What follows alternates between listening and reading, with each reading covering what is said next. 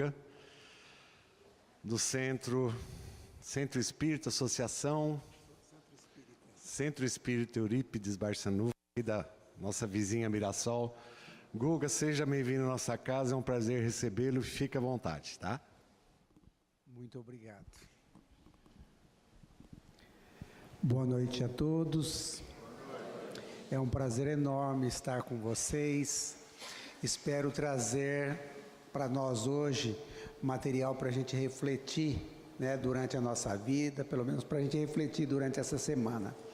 Na realidade, nós realizamos um trabalho a pedido de uma casa espírita para fazer uma diferenciação entre o que é casamento, o que é o lar, né, e o que é a família. Nós fizemos esse material, apresentamos lá, achei assim oportuno, porque nós estamos chegando aí o Dia dos Namorados, não é verdade? E a gente pode até bem diferenciar essas coisas, a gente através do estudo que a gente está fazendo. Porque nos conta, né, nos fala a doutrina espírita através do seu estudo, através do grande material que a doutrina espírita tem nos trazido como informação, como conhecimento, que com exceção da humanidade que todos nós vivemos, né, na realidade, todas as associações que existem no planeta, a mais importante dela, depois da humanidade, é a constituição da família, pela sua função educadora e regenerativa da criatura humana, que bem conduzida, né, a constituição da família, ela é realmente algo que nos salva, algo que nos traz muitos benefícios a todos nós espíritos que estamos presentes na crosta terrestre. Porque, como criatura, nós somos capazes de compreender, de viver e de aprendermos juntos uns com os outros. Com certeza, o ser humano é uma individualidade que tem a capacidade de viver em sociedade. E conforme a humanidade vai evoluindo, vai se aprimorando, o homem também consegue ter mais êxito, se aprimorar com mais facilidade. Porque a qualidade das informações, dos conhecimentos, dos esclarecimentos, eles vão melhorando o nível e a gente consegue, através disso, nos elevar, acumulando cada vez mais experiências espirituais ou experiências diversas, mas sempre numa melhor qualidade. E a gente precisa saber, né, que o casamento ele é a união permanente de dois espíritos que se casam com o objetivo de realmente evoluir junto. E o casamento implica, né, num regime de vivência, de convivência um com o outro. E isso reflete as leis divinas. Quando a gente observa os ensinamentos, os exemplos dados por nosso Senhor Jesus Cristo, a gente observa que Jesus quer que a gente convive, né? Que a gente tenha convivência um com o outro. Por exemplo, quando Jesus se encontra com o espírito de Saulo de Tarso às portas de Damasco, ele se encontra de repente aquele clarão. O apóstolo Paulo, através da sua sensibilidade mediúnica, consegue visualizar o clarão, observa, sem saber o que é, o cavalo assusta, cai, e ele pergunta então, quem és, né? E o Cristo disse, eu sou o Cristo a quem você persegue, né? Depois de ter falado, Saulo, Saulo, por que que você me persegue, né? E aí o Paulo perguntou, mas quem é você? Ele falou, eu sou o Cristo a quem você persegue. E aí então Saulo pergunta para ele: o que o senhor quer que eu faça, né? Já percebeu que ele estava completamente errado. Mas o Cristo não diz para ele o que ele quer. Ele diz: olha, você entra na cidade e lá te dirão o que é. Depois, o Cristo vai encontrar com Ananias em Damasco e diz: olha, eu encontrei com um rapaz chamado Saulo às portas da cidade, e ele se encontra cego em tal pousada, em tal albergue. Vá lá, encontra com ele e diz a ele sobre o meu evangelho. Poxa, se Jesus encontrou com Paulo, estava conversando com Paulo, Paulo estava ouvindo Jesus, né? Por que que Jesus tinha que ir lá falar para Ananias conversar com Paulo? Justamente por quê? Porque é da lei divina que nós nos relacionemos um ao outro, que nós nos beneficiemos uns com os outros com as nossas experiências, com aquilo que nós trazemos de melhor dentro de nós. A doutrina espírita tem nos oferecido grande esclarecimento sobre isso, e nos fala que a convivência nossa, ela se dá justamente para que o ser pensante, o eu, possa evoluir, possa crescer intelectualmente e espiritualmente.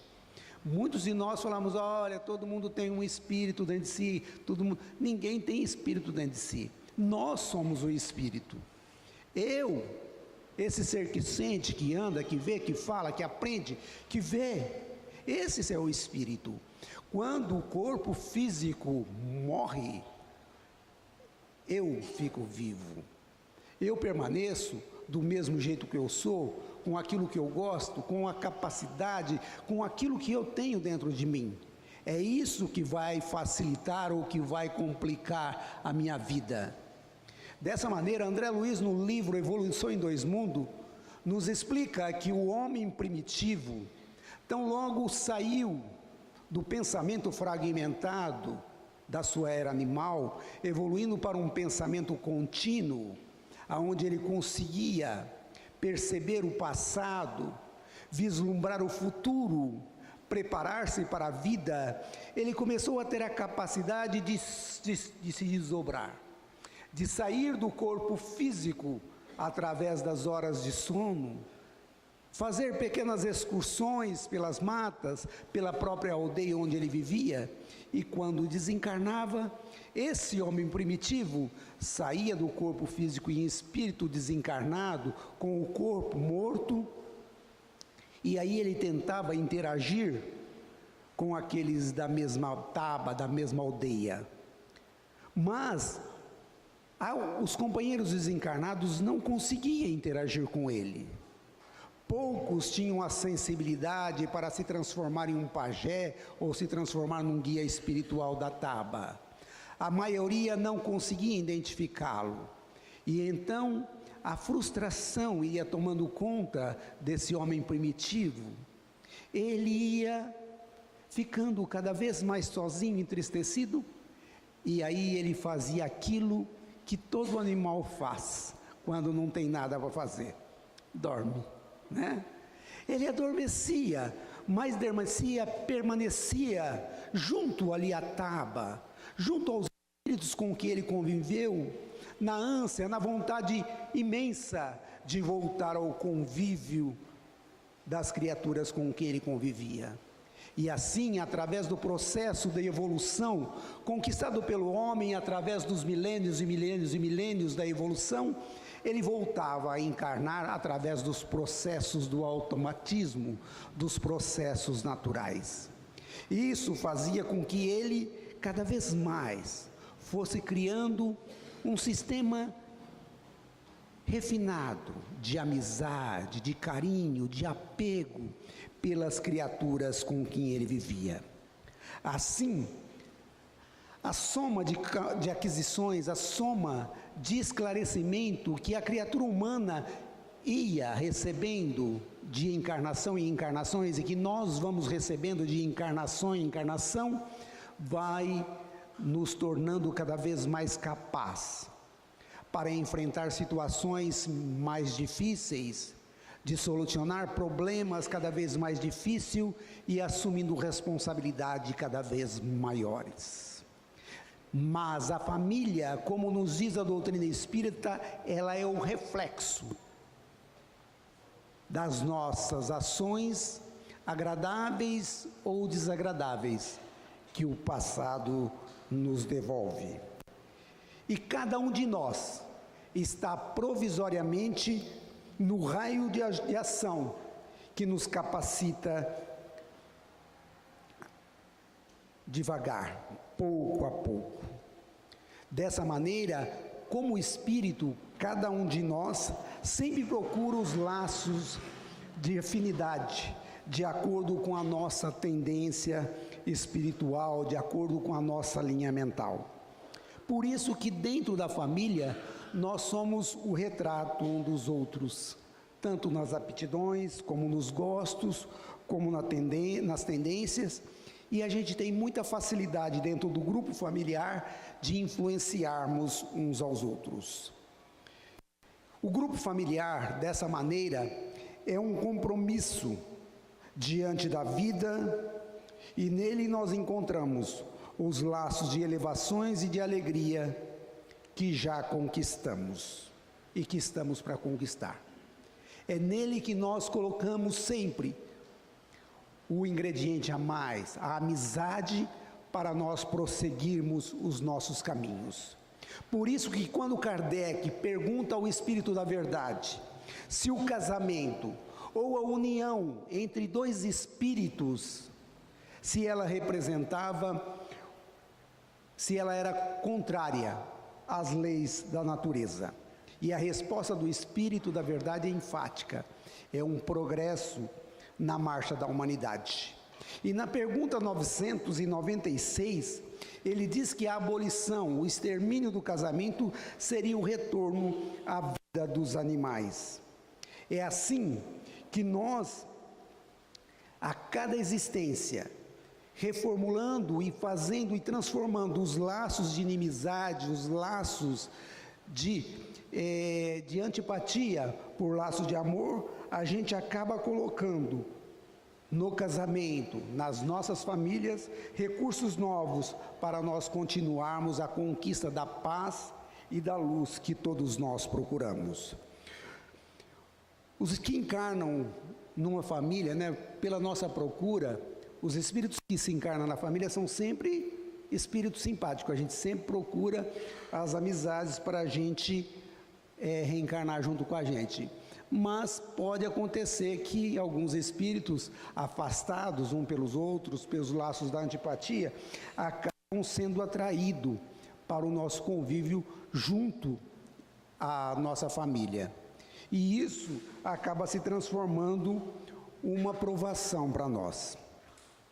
Por isso que Kardec, no Evangelho segundo o Espiritismo, diz que os laços da consanguinidade não são os verdadeiros laços de família, mas sim aqueles da simpatia, o da comunhão de ideias, pessoas com as quais nós interagimos, nós pensamos de maneira mais semelhante.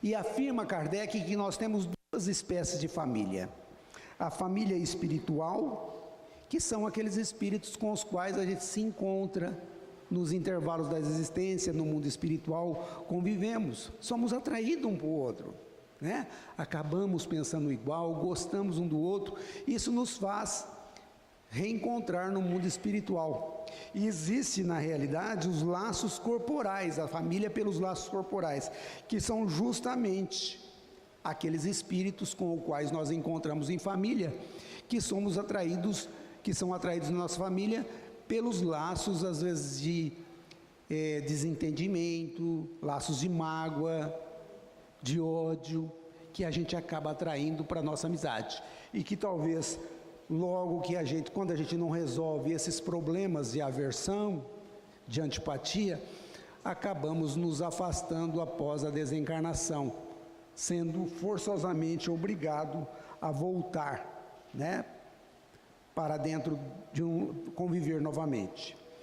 Assim a gente vai ver que o lar, propriamente dito, são dois seres que, pelo vínculo da amizade, né, pelo vínculo do afeto, acabam criando um ambiente de companheirismo, de união, de amizade, de respeito, né, que acaba formando o ambiente que nós chamamos lar.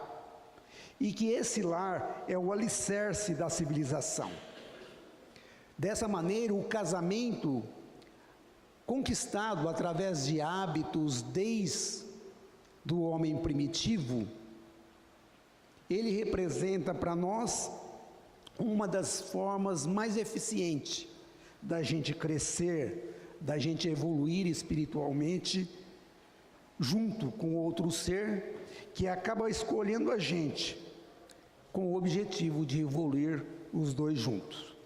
Mas como nada acontece por acaso, né? Nada acontece à toa, tudo tem uma necessidade de ser. Ou seja, se estamos vivendo com alguém nesse momento, é porque estava no nosso plano reencarnatório.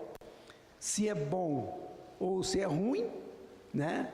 Representa uma necessidade de nós vivermos. O que é bom a gente saber e é necessário a gente saber é que todo relacionamento, todo envolvimento que nós temos durante o nosso dia e durante a nossa vida, ele cria um laço espiritual. E isso, né, acaba fazendo com que essas pessoas comecem a mexer na nossa agenda reencarnatória, né? Todas as pessoas que a gente encontra durante o dia podem entrar na nossa agenda reencarnatória, né? Mas logicamente que a maioria desses laços que a gente acaba criando, eles acabam sendo modificados, acabam sendo adiados, porque às vezes algum desentendimento que a gente tem durante o dia, durante a nossa vida, a gente acaba resolvendo ele durante o mesmo tempo que a gente acaba, do jeito que a gente acaba arrumando encrenca, a gente também acaba resolvendo elas, né? Então, muitas vezes a gente fala assim, nossa, mas eu estou num relacionamento tão difícil, né? Como que eu vou fazer, né? Como que eu faço para resolver esse relacionamento difícil que eu estou? A doutrina espírita nos diz que diante de qualquer situação difícil, a melhor solução, o melhor remédio é a prece, é a oração.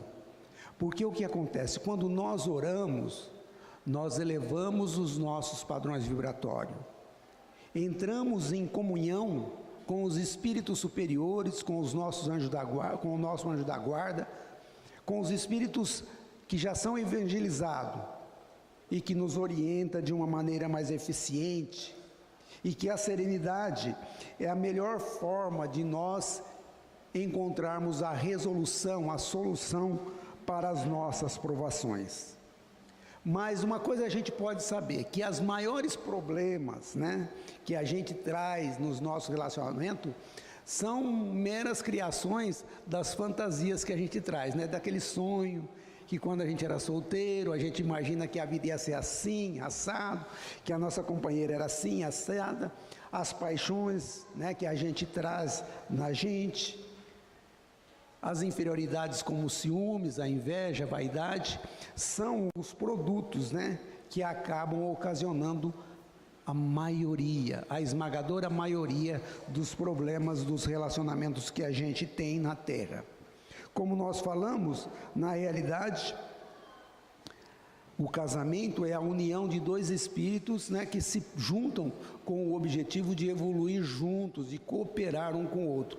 Por isso que nas leis divinas é considerado um crime grave, né, quando a gente age por egoísmo, resolvendo ser feliz do nosso jeito e acabamos por violentar, né, o sentimento de alguma pessoa. Porque sempre numa cisão de relacionamento, quando nós deixamos um compromisso, sempre um lado sai machucado, né? Os dois dizem que saiu machucado, mas na realidade um sai bem mais machucado e a gente acaba lesando. E como na lei de Deus ninguém lesa ninguém sem lesar a si mesmo, a gente acaba assumindo compromissos mais pesados para o futuro.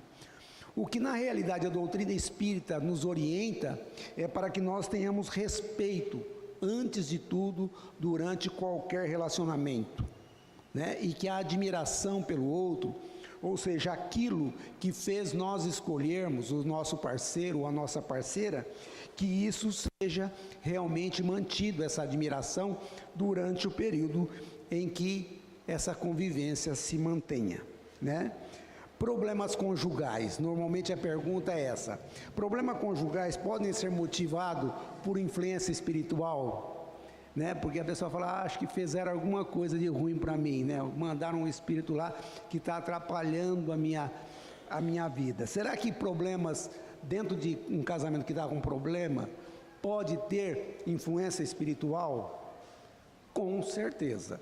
Com certeza. Quando Kardec perguntou ao Espírito da Verdade, né, se os espíritos influenciam a nossa vida, o Espírito da Verdade respondeu: mais do que você imagina, eles que vos dirigem. Ou seja, em qualquer situação pode ter influência espiritual, né? Em qualquer questão da nossa vida a gente pode ser influenciado tanto por espírito, como podemos ser influenciados por outro espírito encarnado. Além do mais, a nossa família, tanto espiritual como a família corporal, ela é muito mais extensa do que essa daqui a gente vê aqui na Terra, né, encarnado. Ou seja, nós temos espíritos que nos amam muito no plano espiritual e temos muito espírito também que tem aversão, que tem ressentimento, que tem mágoa da gente no mundo espiritual. Então, dependendo qual seja o objetivo do espírito que está no mundo espiritual, ele pode, de alguma maneira, tentar frear a nossa evolução moral, né? Colocando na gente sentimentos como medo, raiva, rancor, ou até mesmo criar mecanismos obsessivos mais pesados, mais complicados, né? A gente vê muita situação de paixões, né, terríveis. A esposa, de repente, abandona o marido com o filho e vai embora com outro. Às vezes o marido faz a mesma coisa, abandona o compromisso e vai embora com o outro. O que será que motivou isso, né, para acontecer isso? São espíritos realmente, como a gente sabe, aquilo que a gente pensa, aquilo que a gente cogita, aquilo que a gente deseja, acaba formando ao nosso redor uma esfera psíquica pela qual nós somos reconhecidos por aquilo que nós gostamos, aquilo que nós desejamos para a nossa vida. E os espíritos obsessores, eles podem identificar em nós uma paixão, um desvio sexual, e através desse desvio eles procurarem outro espírito com os quais nós vivemos no passado, que temos uma determinada afinidade, e se aproximar esses dois espíritos, facilitando, vamos dizer assim, que as coisas aconteçam, né?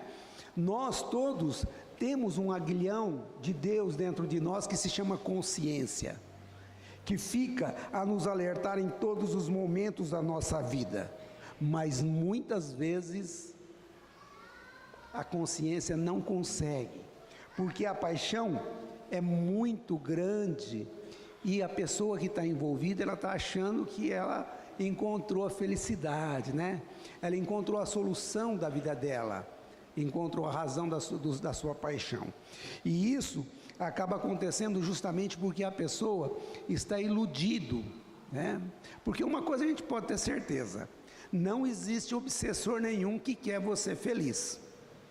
Ninguém, né? Para a gente refletir, a gente está aqui todo mundo, a gente precisa refletir. Obsessor nenhum quer ninguém feliz. O obsessor quer a cisão, quer destruir o relacionamento, né? Podemos observar pela grande maioria de casos que acontece, que depois que acaba a cisão, né, o espírito obsessor, ele conseguiu o objetivo dele, o que ele faz? Ele se afasta, e aí o que começa a aparecer? A realidade do relacionamento, a frustração, né, começa a aparecer a desilusão, a frustração do abandono dos compromissos que a pessoa deixou para trás, né? E a gente pode saber também que a gente tem como se defender disso, né? Como que é que a gente se defende dessas coisas? Tem jeito de se defender ou a gente está à mercê disso daí? Não, a gente está... Todos nós hoje estamos aqui recebendo uma informação, uma orientação a respeito das coisas que acontecem dentro de um relacionamento. Dentro da doutrina espírita, nós temos muitas informações e através de uma palestra, de um livro, de um estudo que a gente faz, a gente acaba se protegendo, porque a gente acaba tendo uma informação muito boa a respeito disso. Mantendo o ambiente do nosso lar, fazendo o culto do Evangelho no lar, né, nos orientando em todos os momentos, isso é importante. Elevando o nosso padrão espiritual, o nosso padrão de vibração. Muitas pessoas perguntam às vezes, como é que eu elevo, que negócio que é esse? Como que é o padrão vibratório? Como é que eu elevo o meu padrão vibratório? O padrão nosso, ele é muito simples de explicar. Tudo aquilo que eu gosto, tudo aquilo que eu leio, tudo aquilo que eu assisto, tudo aquilo que eu vejo, eles formam um conjunto de pensamento em mim. Esse conjunto de pensamento é que faz eu vibrar em um determinado padrão vibratório.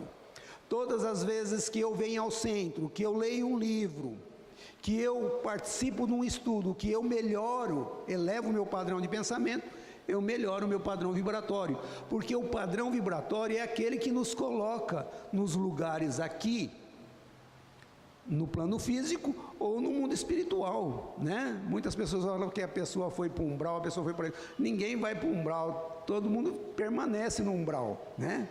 As pessoas que estão aqui na Terra, mesmo vivendo aqui na Terra, elas conseguem viver num ambiente de treva, né? Isso daí a gente precisa saber. E o que interessa para a gente, a receita de Jesus é amar, né? Num relacionamento, se a gente quiser defender o nosso relacionamento, o segredo é amar, é observar se nós estamos fazendo ao outro aquilo que nós gostaríamos que os outros nos fizessem. Isso é amar, o amor, não aquele amor possessivo, aquele amor ciumento, mas o amor que liberta, o amor que ajuda, um amor que quer evoluir, não aquele amor que quer a paixão, né? Porque isso não é amor. É interessante, tem uma lição no livro Atravessando a Rua, do seu Richard Simonetti, que ele se chama assim, um compromisso não cumprido. E compromisso é um negócio interessante. No livro Leis de Amor, de Emmanuel, ele nos fala assim que durante as nossas existências, quando a gente está desencarnado, a gente desencarna, a gente vai para o mundo espiritual, fica muito fácil da gente ver de onde a gente caiu. Aonde foi que a gente tropeçou, quais foram os motivos que a gente caiu, né? A gente caiu, por quê? Por que eu não fiz isso? Fica fácil da gente ver no mundo espiritual, né? Então, no mundo espiritual a gente assume uns compromissos, olha, eu vou para fazer isso, eu vou para fazer aquilo. Isso são compromissos que a gente assume que a gente vem para cá. E ele falou assim que lá no mundo espiritual, ele vai contar um caso de uma senhora que ela se chama Dona Frauzina e o homem chama Gumercindo, é o meu nome, mas não tem nada a ver comigo, tá? Na realidade, ela diz assim que a Dona Frauzina, ela poderia ser considerada uma pessoa realizada, uma pessoa feliz, né? Vamos ver se vocês concordam com o que ele fala. Olha, essa mulher era espírita consciente, ou seja, ela conhecia o espiritismo e acreditava no espiritismo, tinha uma fé raciocinada. Ela participava das obras assistenciais, né? Auxiliando as pessoas em penúrias, seja qual for.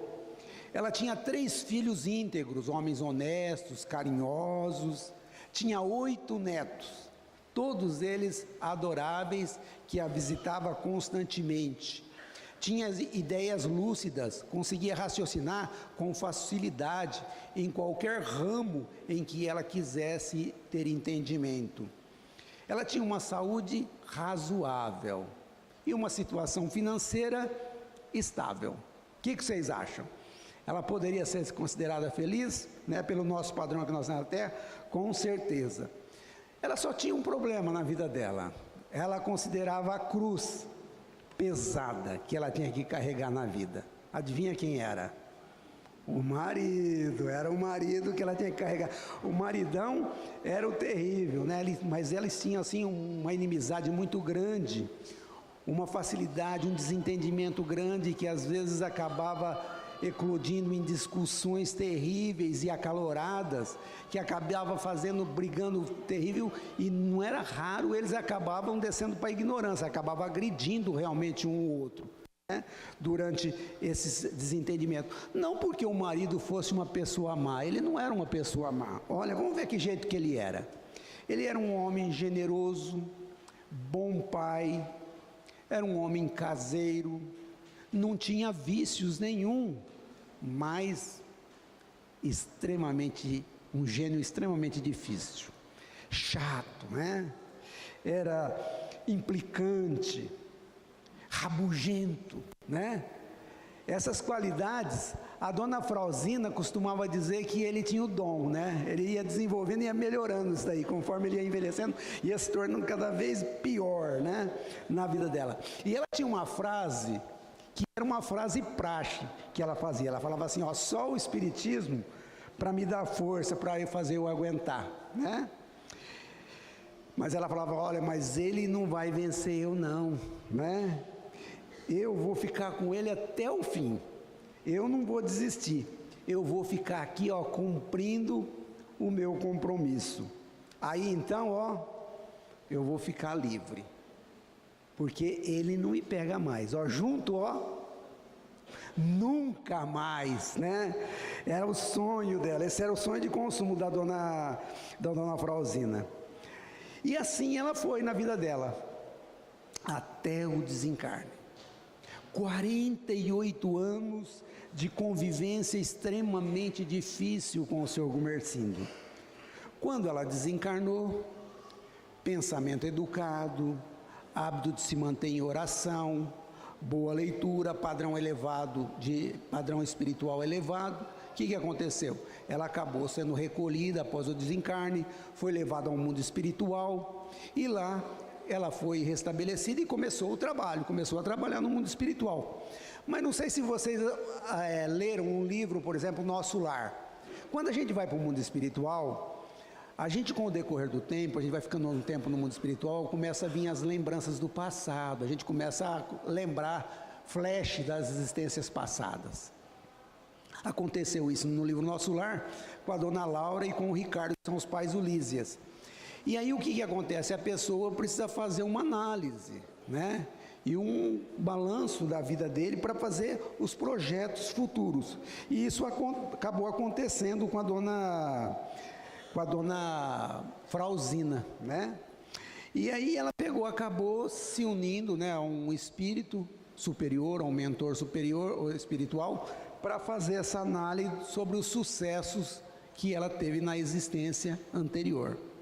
Quando ele chegou lá, ele pegou a fichinha dela e, conversando com ela, disse assim, nossa, você teve uma existência proveitosa, foi uma zelosa mãe de família, foi batalhadora nas lides domésticas, servidora da caridade, que bela bagagem de realização, mas, né, teve o mais, né, e ela ficou prestando atenção nele, ele falou, tem um problema grave aqui, olha, um compromisso não cumprido, o seu marido.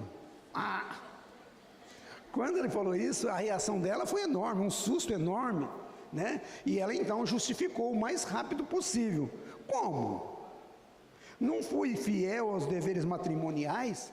Não suportei ele de maneira heróica durante quase meio século?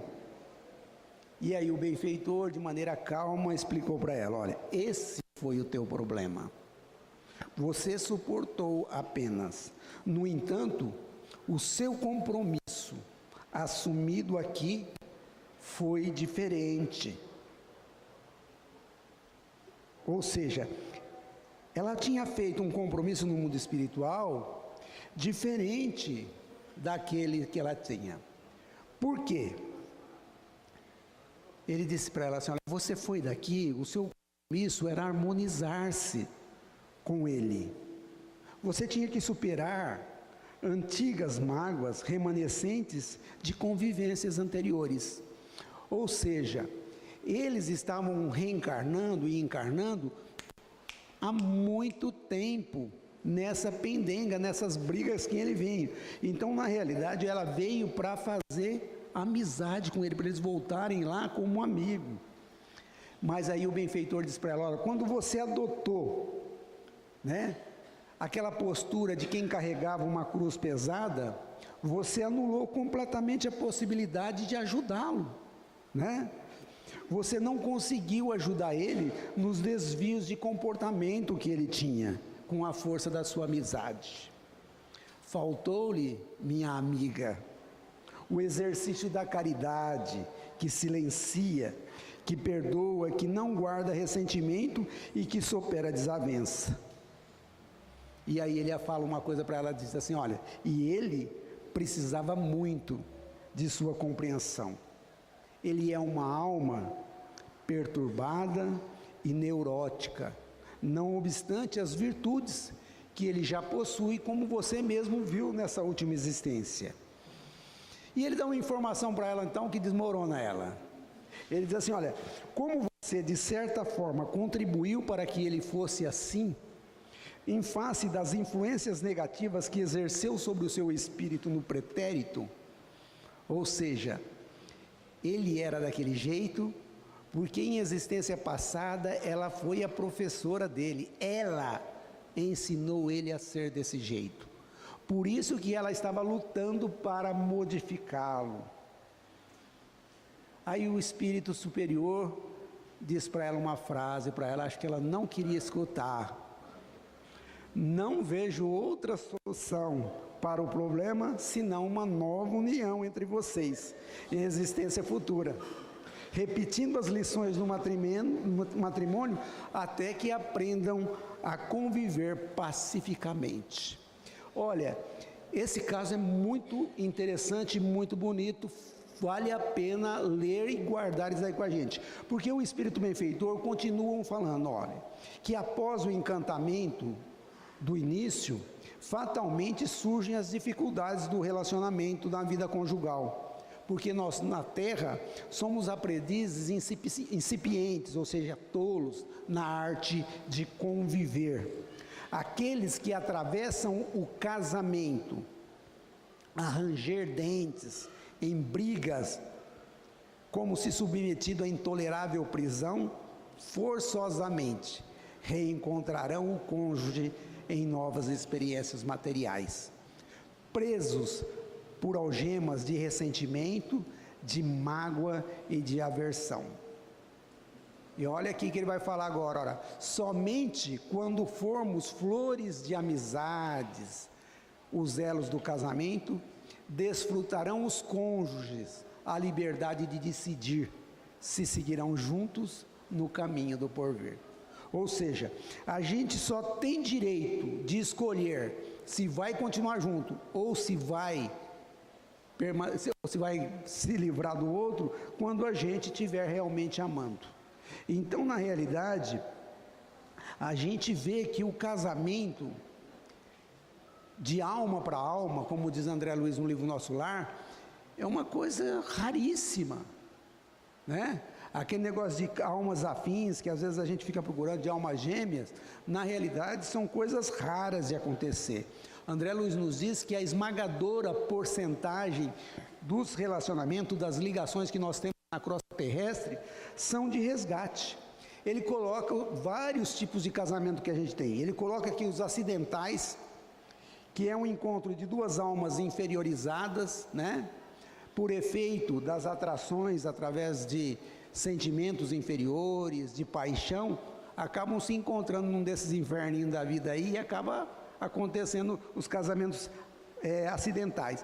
Existem os casamentos provacionais, que é esse que nós acabamos de falar da dona Frauzinda, do seu Mercindo. Existe, que é o reencontro de duas almas para reajuste, para a evolução de ambos.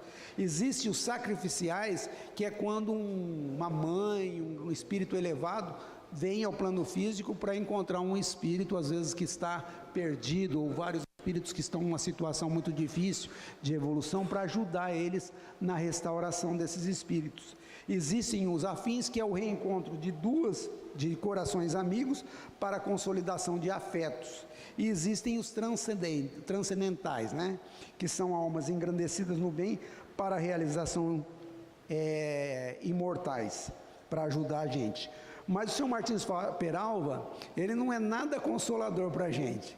Ele diz que no estágio que a gente está de evolução espiritual, com certeza a gente vai ter que passar por quase todos esses tipos de relacionamento, certo? Porque na realidade a gente precisa acertar.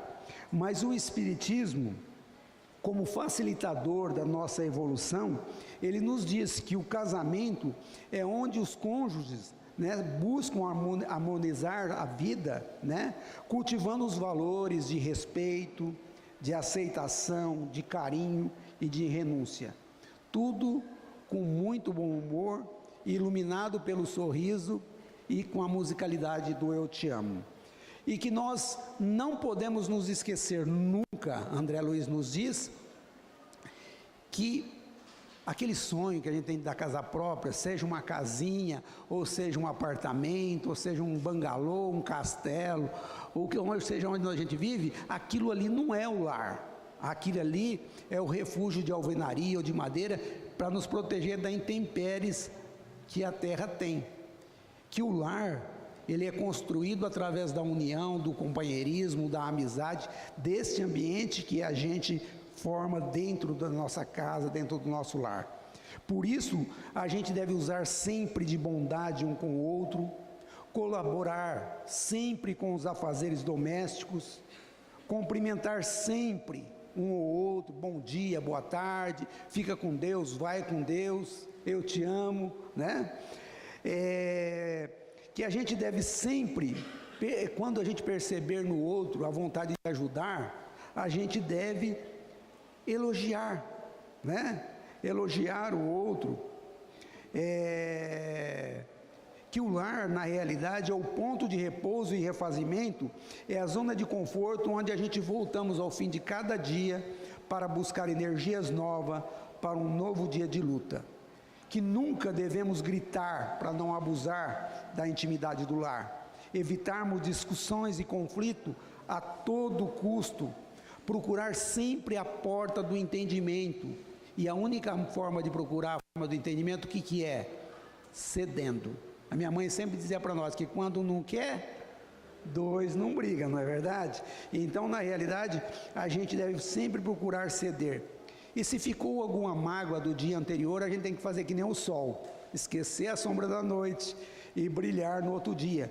Porque, na realidade, a união afetiva no lar, ela deve recomeçar todos os dias para solidificar o clima de harmonia e de segurança. Que devemos evitar brincadeiras de mau gosto, que sempre levam ao conflito e ao desastre. E nunca aproveitar a conversação alegre e sadia para colocar aquele apontamento que a gente quer falar. Alguém sabe fazer isso daí? Colocar o dedo na ferida do outro, a hora que estiver conversando, que a gente tem que aproveitar os momentos bons do nosso lar, não aproveitar para falar aquilo que a gente quer, não é verdade? Evitar assuntos escandalosos e inconvenientes, né? Isso daí significa também seletor de canal de televisão, né? De rádio, música que a gente liga, às vezes alta, né? Se a gente tiver pressa, ter serenidade ao sair de casa para a gente não deixar o ambiente de casa destrambelhado, né? Não depreciar os ideais e as preocupações um do outro, respeitar a amizade e a diversidade de gosto das outras pessoas e termos a certeza que esses pequeninos sacrifícios são os que formam a base da felicidade dentro do lar. E a gente tem que saber uma coisa, apesar de ser de conhecimento de todos nós temos a nossa personalidade, o nosso jeito de ser, que é formado, foi forjado justamente pelas nossas experiências, pelas várias existências que nós tivemos. Isso formou alguma coisa de exclusivo, que sou eu, que é você. Diante disso, é impossível exigir que o outro pense igual a gente, que seja igual a gente, que goste das mesmas coisas que nós gostamos. Então é preciso que a gente realmente perceba essas coisas e auxilie a nós mesmos nesse processo evolutivo na Terra. Muita paz a todos, muito obrigado pela colaboração, pela confiança no nosso trabalho. Que Deus abençoe a todos.